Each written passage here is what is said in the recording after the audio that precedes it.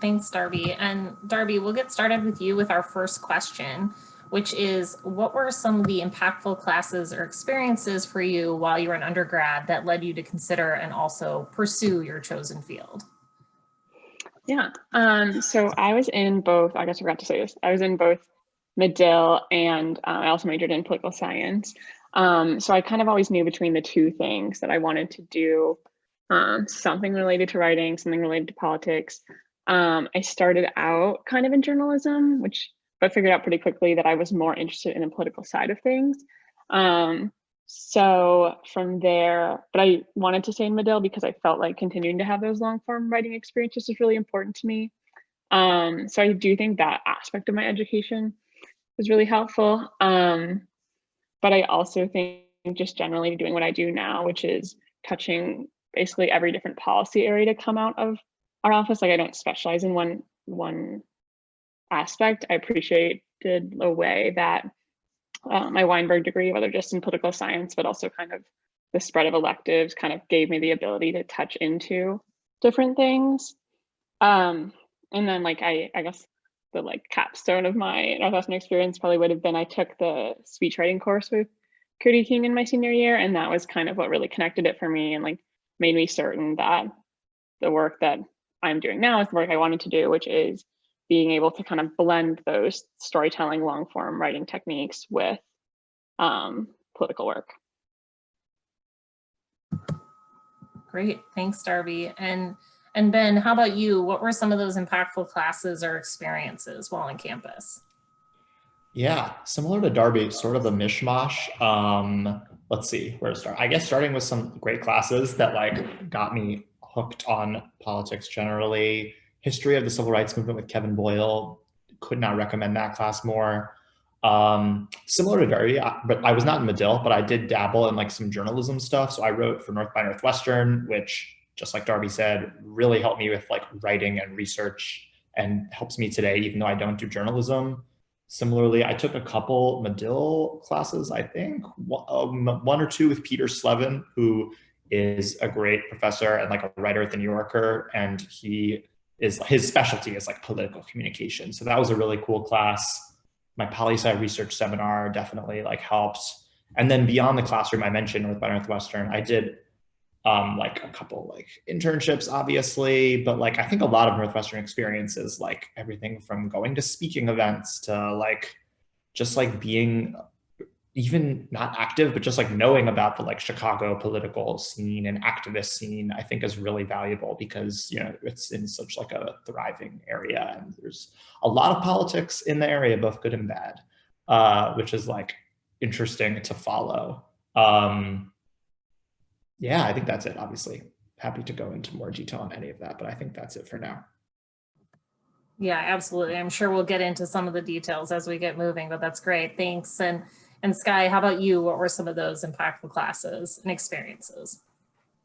I think I'd start by reiterating something Darby mentioned, which is that I think that the Weinberg cross-disciplinary liberal arts education proved really useful, which is what they tell you. And I think, you know, having like an expansive breadth of knowledge post-graduation really helped in both of the roles that I've had since graduating. I'll just talk about the current one in relation to that for now, but business, economic, and neighborhood development really touches so much. When we talk about, you know, how do you improve neighborhoods? Well, like housing, public safety, planning and development, physical space, there's just all of these things that relate to our portfolio of work. And I feel like I had a really good base coming from Weinberg and the political science department in terms of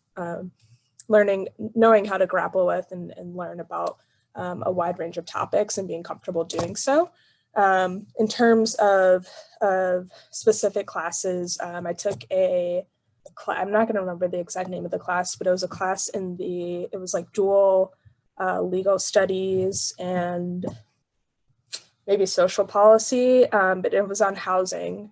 And we talked a lot about gentrification. We talked about housing policy in various cities in the United States and even in some other countries.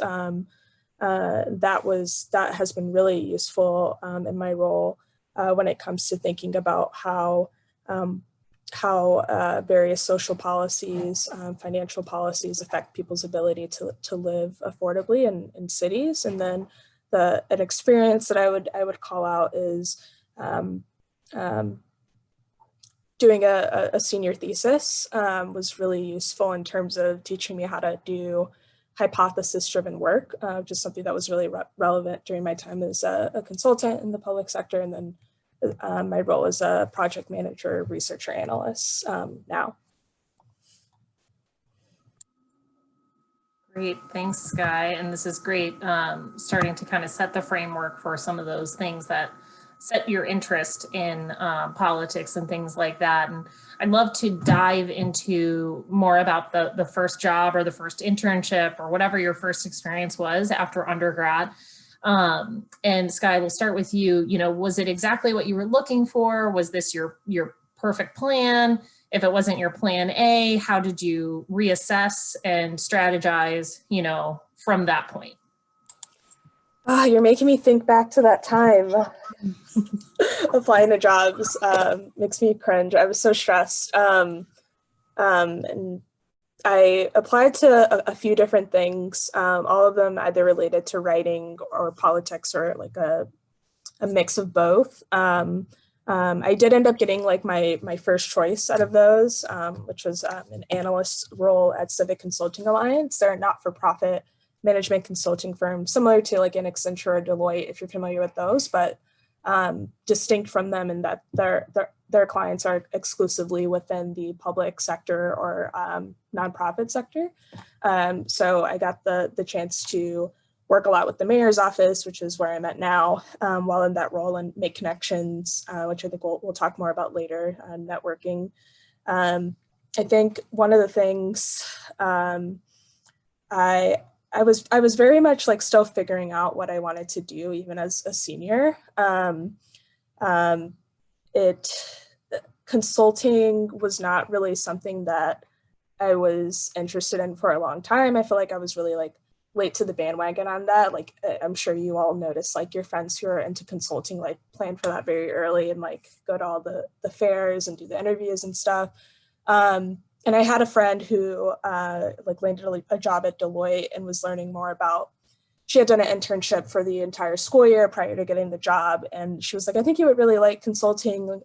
It's like a way to, you learn like really transferable skills, and then you're always doing something new. It's like really dynamic. And that's something that really attracted me, just like not doing the same exact thing every day and always getting to like be on a new team, meet new people, interact with clients. So that's what drew me to it. And then the fact that I still got to satisfy the part of me that really enjoys policy, politics, and social impact, those issues made Civic Consulting Alliance a good fit for me. And I really identified with their mission. And it ended up working out. I think the reason why it was stressful was just like, not knowing the different jobs being on different timelines, like not knowing when they were going to get back to me, having a first choice and not wanting to like commit to something else before hearing back from, you know, that top choice firm. But I think the Career Center was really helpful and like had a good support system to help me through that.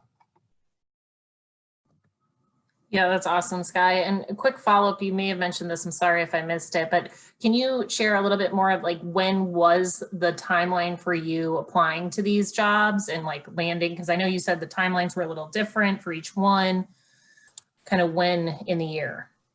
Yeah, I started applying to things in the winter, like late winter, and then didn't hear back from some of them until the spring. So I remember March was when March and April are when I got those final phone calls. It wasn't until April until I heard back from Civic Consulting Alliance. That was like the last call I got, and I kind of like I had to I had already tentatively accepted another job and like kind of had to like call some mentors. I called like a professor that I had to like ask for advice. The other job was like an internship. It was only for 3 months, but still like a great experience. And the Civic Consulting Alliance role was full-time, permanent position, salaried, paid a little bit more, definitely like a more stable position. And so it was really difficult trying to communicate with the hirers saying, I remember emailing one of them saying like, hey, like, can you just they gave me like a week to decide.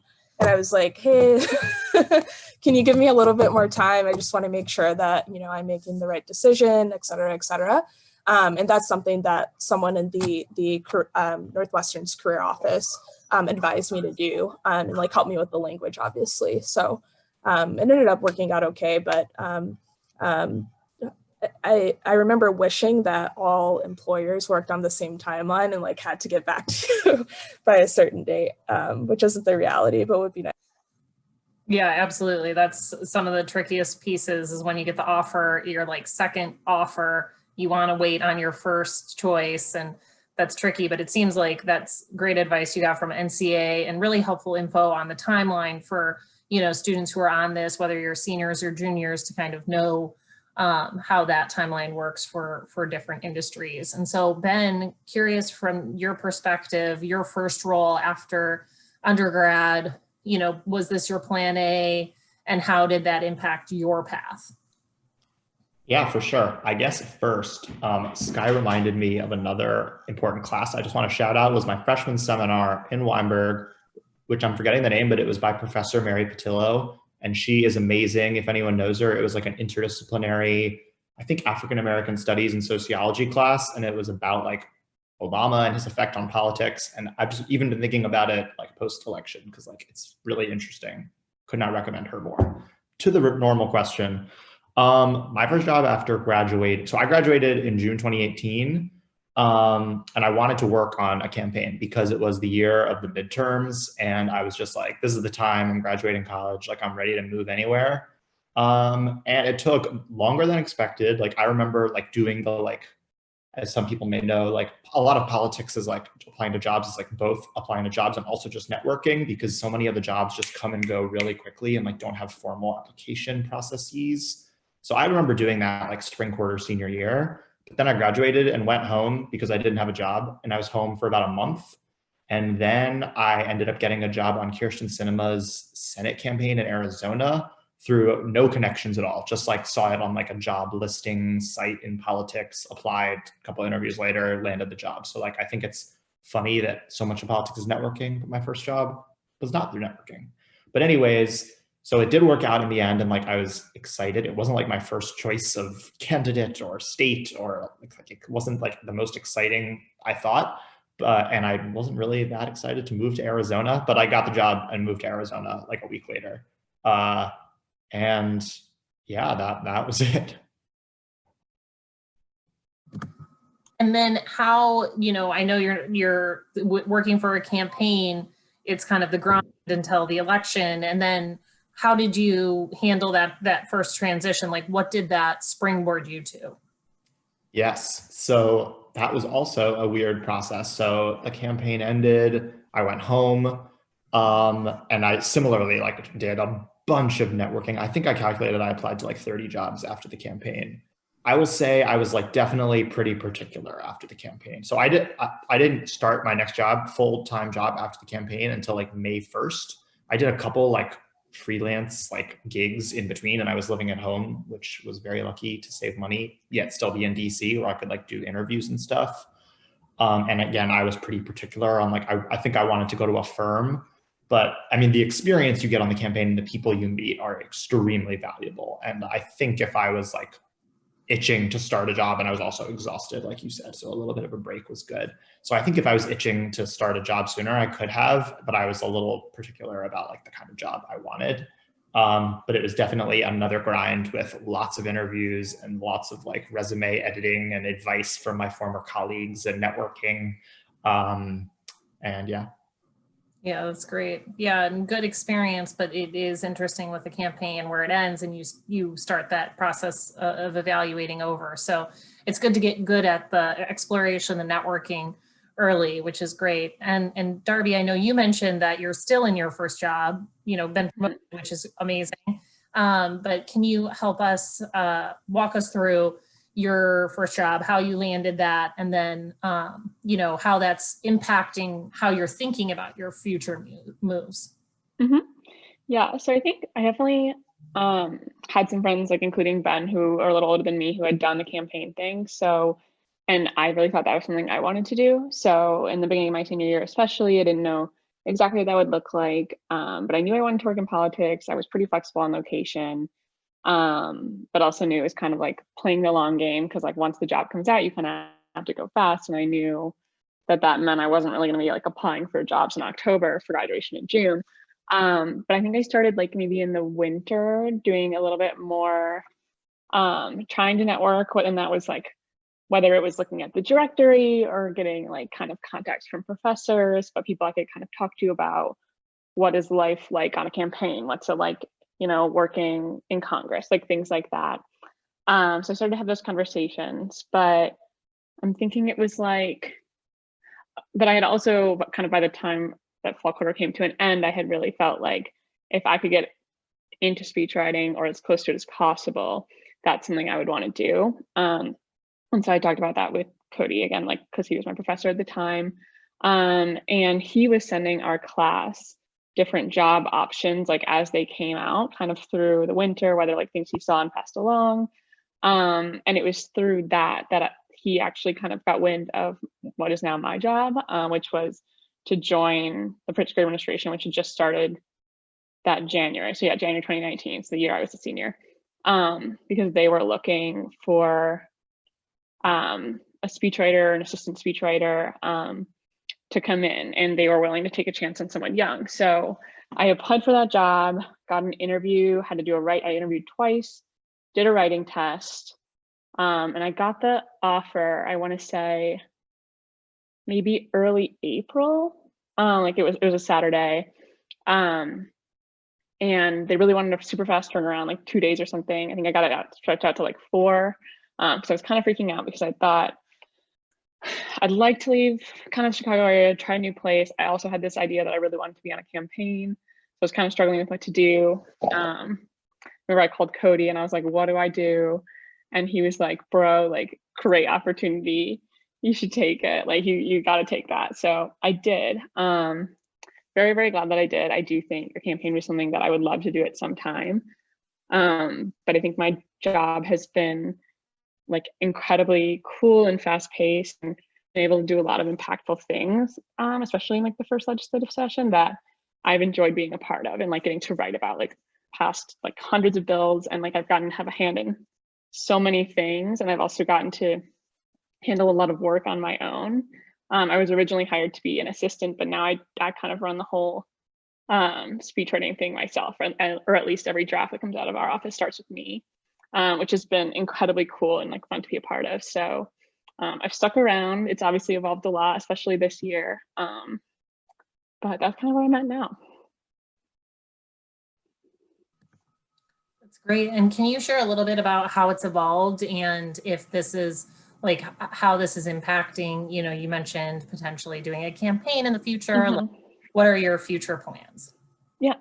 I think one thing that like makes sense when you're in college, or at least made sense to me, but I didn't really grasp until now that I'm in a job, which is, especially in politics, like you can, and people often do, move around a ton and have new jobs. Like Ben being like 2 years out of college and has already been in multiple positions in multiple states, like, and that's reflected in the people I work for, like whether it's in communications or in some of the policy teams, like people who have been in other jobs, not just in Chicago or Illinois, but around the country. And I think that kind of perception has made me feel like I love what I'm doing now. I'm not going to do it forever. I'm not worried about someday getting to try like a campaign or anything like that.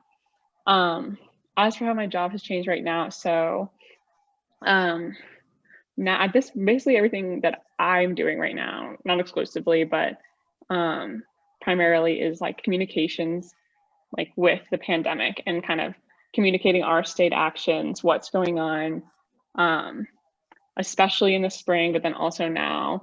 So throughout the spring, and we've returned to this for the last few weeks, we've been doing like daily COVID update pressers, which is just kind of trying to communicate like where we're at every day, like what are concerns around the state, like what actions are we taking.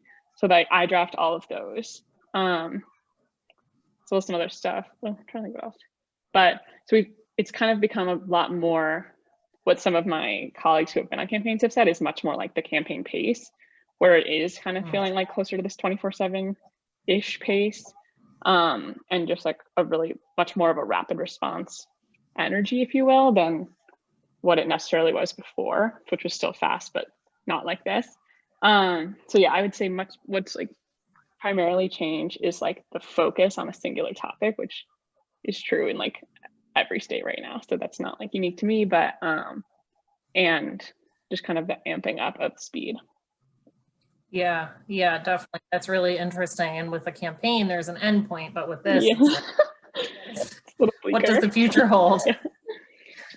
Yeah, definitely. It's an uncertain world. Right. And yeah, with that pace, that's got challenging, which thank you again for being here. I'll sure this is, we'll get into it a little bit in the questions, but how the COVID, the pandemic has influenced our work is found. And Darby, we'll go to you. I know you all mentioned this a little bit in the introductions of just like how the arts and science background has, been great to have in your various jobs and roles. What has surprised you about what you learned in Weinberg College that you use today? And how do you see the arts and science background playing out? That's a good question. I think something that I definitely had to like hone a bit more in Weinberg, and we kind of all mentioned this earlier, just like with the arts and science background, kind of if you're forced to jump outside of your immediate major and kind of, and not just leave, but also go into specific certain areas. And so whether it's doing a little bit more of the stats background, a little bit more of the STEM for me and being for someone else. But I think kind of understanding how to be a little bit more flexible in that, and then also how to ask questions when you're in over your head in an outside topic has been really useful. I think I learned a lot about different kind of policies in some way in school, but like the sheer, intricacies of things that we'll touch on now, whether it's like the details of rural broadband or, the like Medicaid implementation. I don't know, I'm sure like Sky especially could probably talk to like things that she's come across in the mayor's office. But I think learning how to not only do immediate research on any one of those topics, but then also to ask the experts, and especially when it comes to communicating it outwards again, I have to understand things well enough to be able to then explain it to someone else in pretty simple language. And so I think that kind of like comprehension and translation ability is something that started for me, or at least was definitely honed in college and has been like a great asset in my job.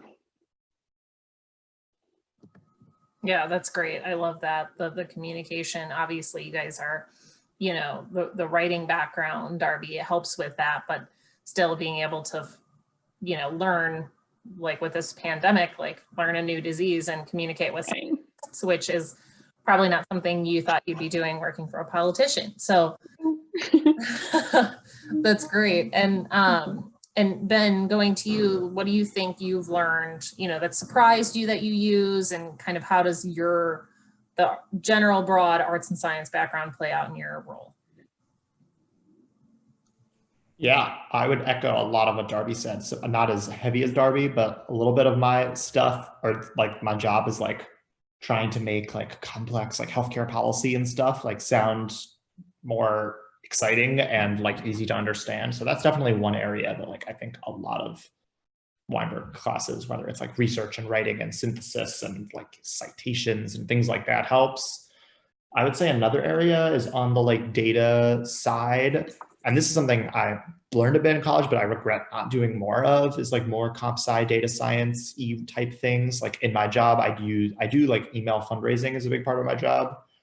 which runs through a lot of HTML and CSS, but I'm also doing like very basic like Excel stuff and like Excel functions, pivot tables, like very basic statistical analyses. So definitely learned a bit of that in like the poli-sci stat class, and a bit more like through my other internships and previous jobs and stuff. But that's something I wish I had done more of, and would recommend to everyone. And I think it definitely gives you a leg up if you have even like very, very basic like stat and or comp sci capabilities, like basic skills in that nature. Yeah, that's a great one. You know, the soft skills and the hard skills with the you know, data analysis are really huge for most roles, and, you know, great to know, Ben, that you use them, and Darby's nodding. I'm sure all of the different positions use a little bit of that, which is great. And Sky, what about you with what surprised you and the arts and science aspect to your work?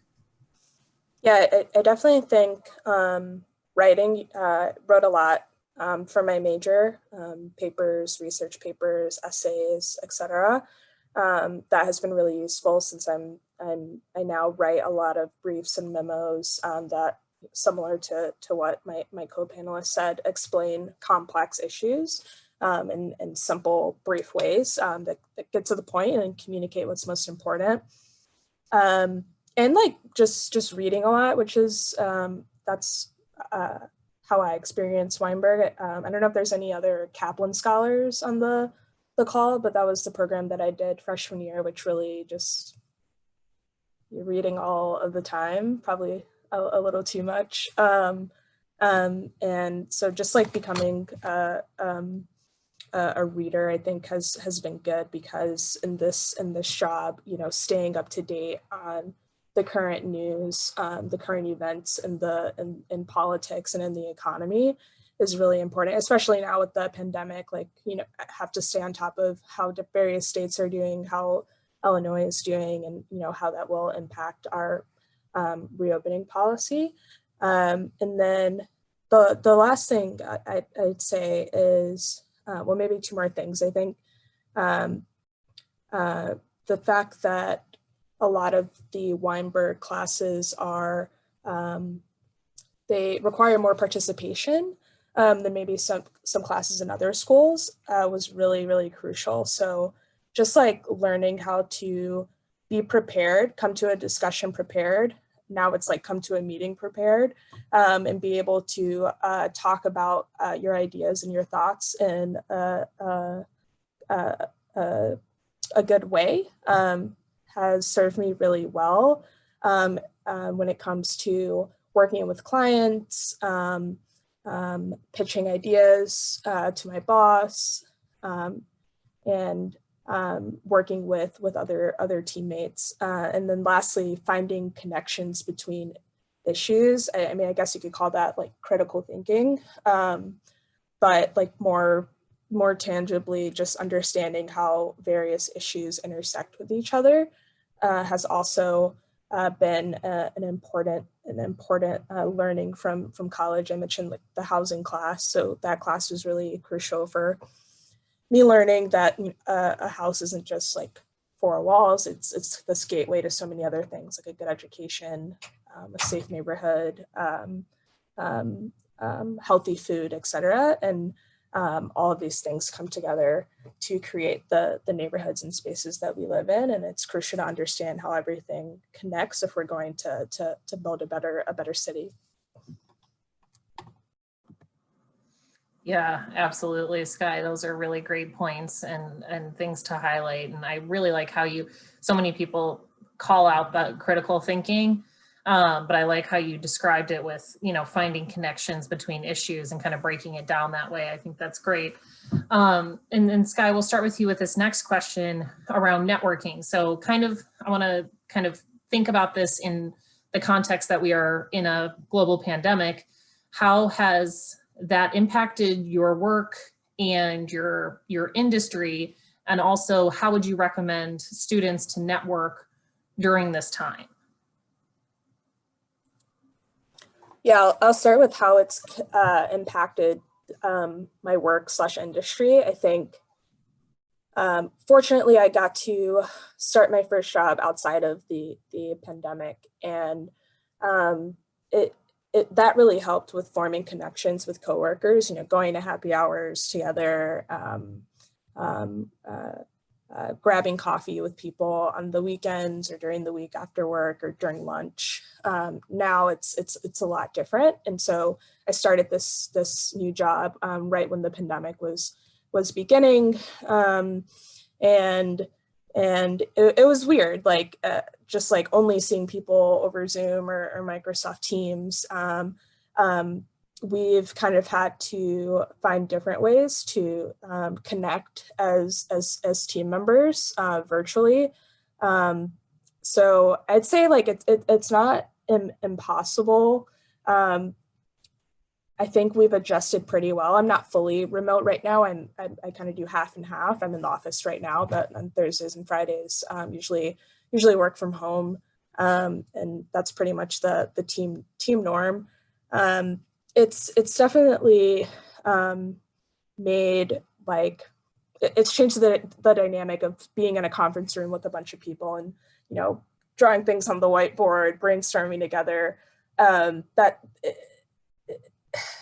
honestly need to reflect on this more to like fully grasp how much things have changed. But in terms of networking, I'd say like don't worry if you're finding it hard to adjust and network now as seniors, given everything that's going on and all the stress. I think I was able to do a lot of networking once I got into my job.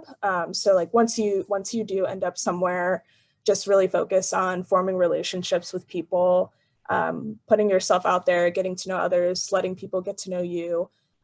Throw those virtual coffee chats on people's calendar if they don't throw it on your calendar first. Email your old professors, just like stay in touch with people. And there's so many things that you can do virtually. I remember I had a really great client in my previous job, and we occasionally will, two good clients will occasionally jump on Zoom and do a New York Times crossword using the screen share function to keep in touch and do something fun. So get creative and don't stop trying to meet new people and network.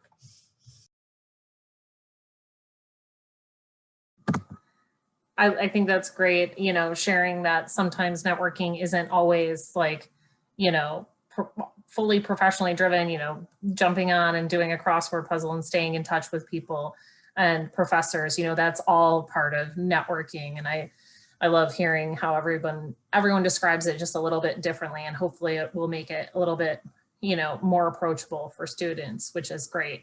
And Ben, how about you? How has your work evolved with the pandemic and your recommendations for networking?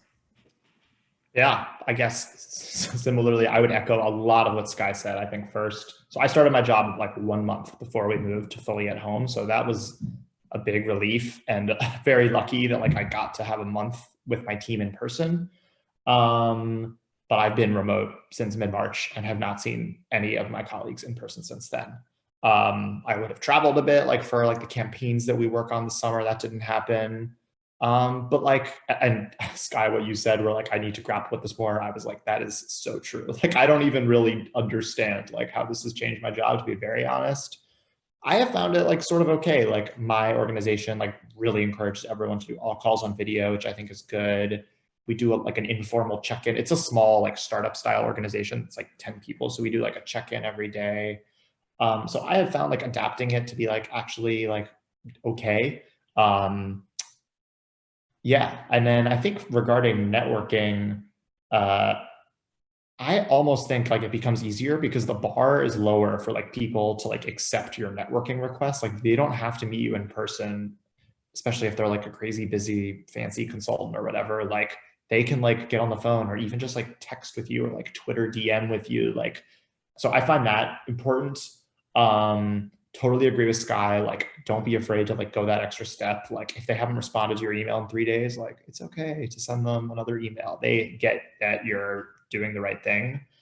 I also think if we're talking, if any of y'all, for those interested in like electoral politics specifically, like now is a really good time to be networking. There's like, obviously the election is over, which means a lot of people are leaving jobs. And at the same time, the Biden administration is like starting to ramp up. So they're looking for a lot of jobs, which means all of Washington is scrambling.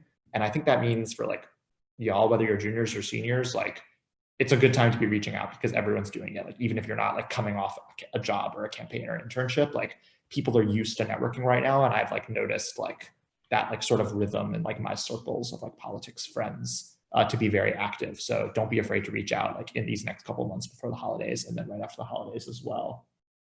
But yeah, like I think like luckily like technology makes it really easy. Like a lot of politics is already like online to begin with. Like my job is like digital, so like it translates really easily to like fully virtual. And yeah, I think networking is definitely awkward, but I think almost virtual makes it like a little less awkward and a little easier to do. And also people are home and like have extra time. And I think everyone is like even more cognizant of like how difficult it is to get a job. So I think like it's actually like a decent time to be like looking / networking / just testing the waters. Yeah, absolutely. That's an optimistic outlook on, you know, networking with people who are home and looking for things to do and people to connect with. You know, since we can't do it in person, virtually makes it a little bit easier. And Ben, I love how you were, you know, mentioned the, you know, if you don't hear from someone in a couple days, it's okay to send a reminder. You know, them not responding to you right away doesn't mean they don't want to connect. Sometimes it just fell down in their email inbox or, yeah, Ben, do you have a follow-up? Yeah, I totally agree. And that just reminded me of like one other thing that I think is like weird about like politics networking, and maybe not because like I've only worked in politics, so maybe other places do this, but I think especially in politics, like it's very okay to be like, hey, like would just love to chat and like hear about what you do. Like, because there's so many politics jobs that are one like very gray, like who knows what like weird super PAC America First means or like whatever the heck, something like that. But also like I mentioned earlier, like because jobs move so quickly in politics and a lot of them don't have official postings, like if you just like ask someone to hear about their job and like for advice, like who knows, maybe 6 months later, they're looking for someone and they're reminded of like a recent grad like you who graduated from Northwestern and majored in poli-sci and has this great internship. So don't be afraid to just reach out and like ask to chat or like, yeah, like even like non-specific job related networking.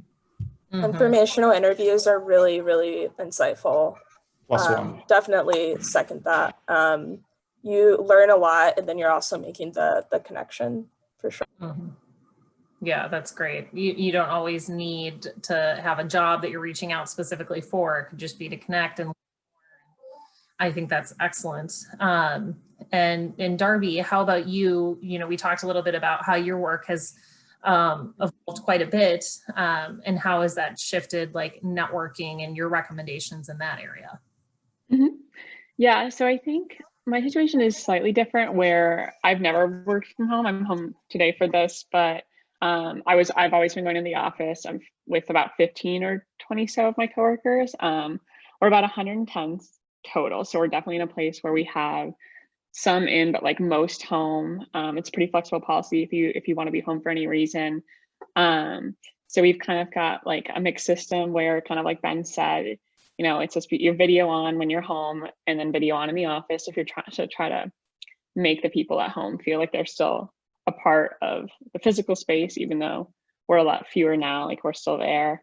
I haven't personally thought too much about like networking right now, mostly just because it hasn't been something that I've felt that I'm ready to do quite yet. But I think a lot of what Ben and Sky said makes a lot of sense to me, especially the idea that you can email again, you can and should, you know, hold that time on the calendar if you've talked and agreed to something. Just people are people and it's easy to forget, even if they're totally well-meaning and really want to meet you. I think one thing is, especially right now, like people are home, but also like kind of some of the same stress that we're all carrying, I think can pour over to the fact where people might be, you know, a little less on their email or like have more reasons to not quite remember to respond to you. So I think that makes it all the more fair to follow up if you need to, just obviously with a very like human, you know, at this time kind of thing. But yeah, I think that would make sense. I think especially being in the workplace more now after having tried to dive into the networking world my senior year, which I found super intimidating and absolutely hated, even though once I actually talked to people, I found it really interesting, is that people are pretty willing to help and like want to make time for people. It's not always the easiest thing to do with work, but I think especially what I found is that people I've reached out to in politics are eager to help, especially young people who want to get involved.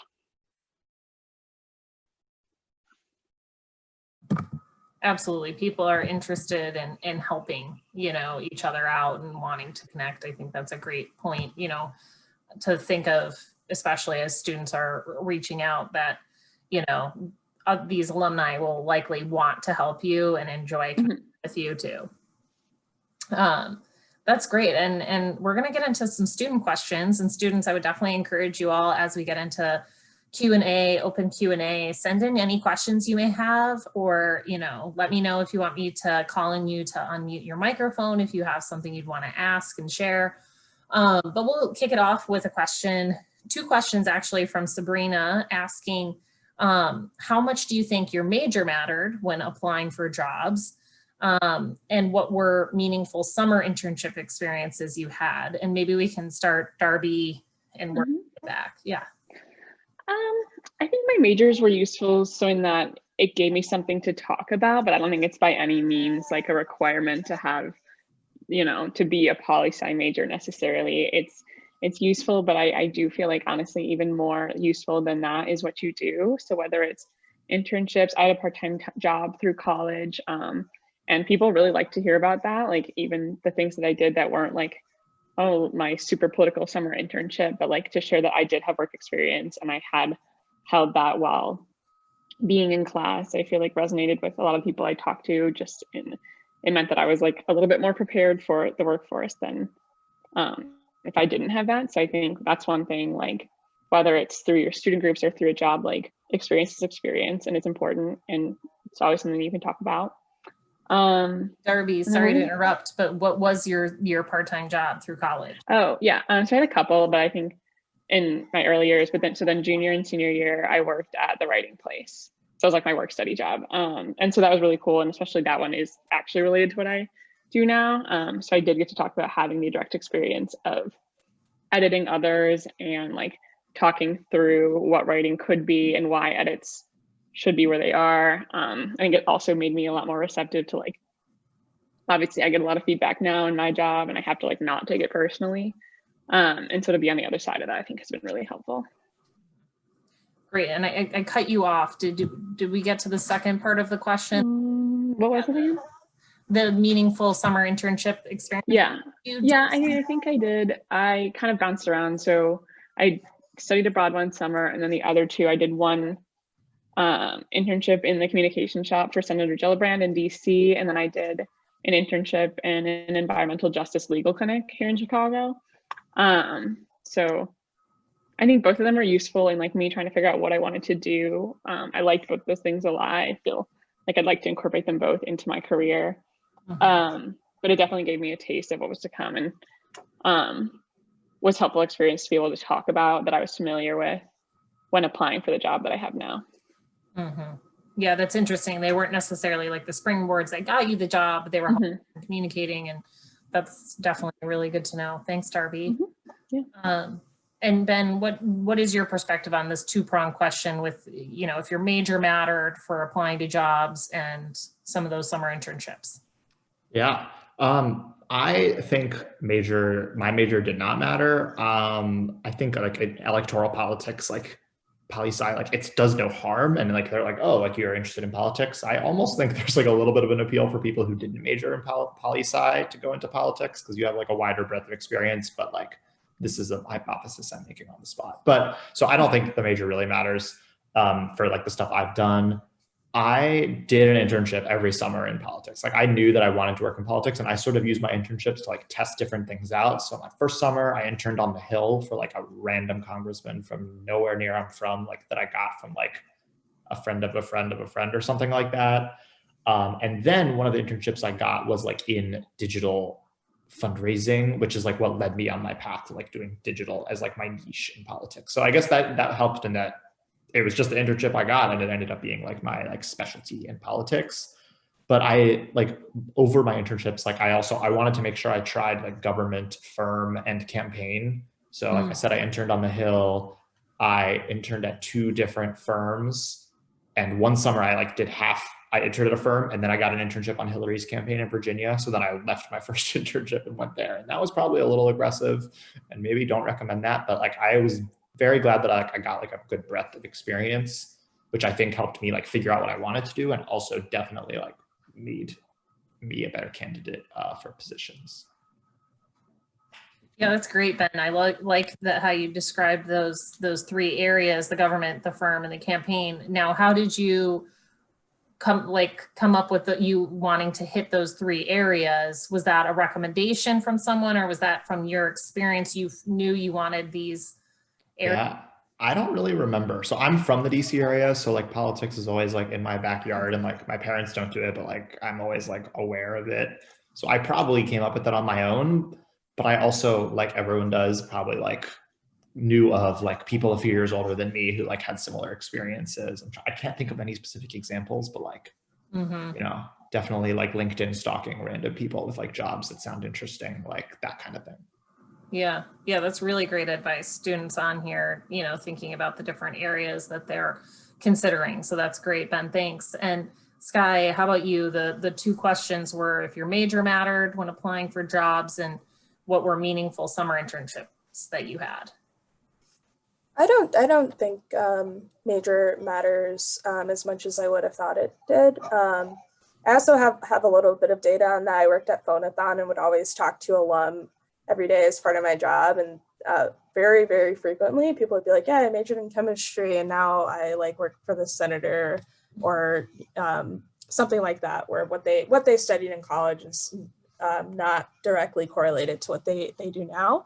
And I think that's because if you can just like tell a compelling story about how your experiences and your interests connect to the job that you want to do, that probably matters a little bit more. And there's ways you can do it. Like I've seen, I have a friend who studied music, but is in law school, and just like told a very compelling story about how music required her brain to work, would be great for a career in law. And then, did I answer both questions? The summer internships. Oh, internships. Yeah. My advice for summer internships would be to, as much as you can, tailor the internships that you apply for to what you think you may want to do. And I hesitate to say that because I think it's not easy to just know what you want to do. Like I mentioned that even as a senior, I wasn't completely sure. And so I guess like internships that give you really core skills like research, writing, communication, I think are the 3 big ones I would name. Make sure that you're getting some of that, some of each of those, and getting to actually work on a product so that you can show what the impact of your work was in that internship is important. So like, don't stress if it's not, if you end up wanting to do something that your internships don't directly relate to. I think you could just work on telling a story and talking about the skills that you learned. When some internships I did, I interned at the Bloom Legal Clinic, Center on Wrongful Convictions, worked doing legal research on post-conviction law. So I got to talk about the research memo that I helped produce, and the skills that I used working on a team of 5 to get something done. Worked for a startup called Ballot Ready senior year. While I was still in school. They work on electoral voter guides to inform the population while going to the polls. So like, did a lot of cold calling government offices in other states and doing online research, filling out spreadsheets, doing data analysis in Excel. And then I mentioned I worked at Phonathon, so communication, built my way up in the organization, became a supervisor, managed other people. So just like focus on what experiences you get out of your extracurriculars, and what skills you learn, and which products and tangible results you're able to create. I think that matters a lot more than the name of the company or organization that you worked for.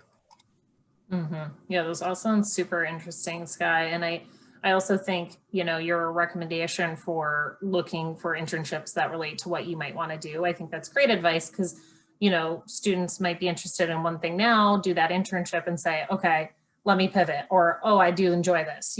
Sometimes you have to do it to say, oh, actually, I don't want that. Let me pivot to something different. So I think that's really helpful advice. And we have just a few minutes left, and I'd love to do a quick go around with all of our alumni and just share, these students obviously are in college during a pandemic, and things are different than when you were in school. They're always going to, evolve and change. But what do you wish you could tell yourself when you were in their shoes? And maybe Sky, we'll start with you. I would tell myself that this is straight off the dome. The first thing that came to mind was that I would tell myself that the things that you are super stressed about now and that you think matter so much may not matter at all in a few months, in a year. I mentioned, all the stress I was feeling applying to jobs. I thought that I remember thinking that if I didn't, I like tentatively accepted a job, and I thought that if I told them that I was going for something else, that they would like try to like blacklist me from the entire industry, and I could like never work in that industry again. But like when you're in college, and like it can be really easy to get very narrowly focused on something and go down that rabbit hole, and you're already feeling so much stress. And I think that for me, just like experiencing the stress of school and life and personal stuff at the time, just like made that kind of anxious thinking even more prevalent for me. So I would say like, be kind to yourself, and you don't have to, what you think might be a mistake could just be like you opening another door for yourself that you didn't think you would go in before. So the things that you think are going to like ruin your life probably won't. That's great, Sky. Thanks for sharing. And Ben, how about you? Ditto everything Sky said. I think Sky, I think you mentioned this. Like, I remember being surrounded by like all my friends who like had jobs in like October of senior year because of consulting and finance, which is great. And for anyone who wants to do that, that's great. Like, it's great to have that relief.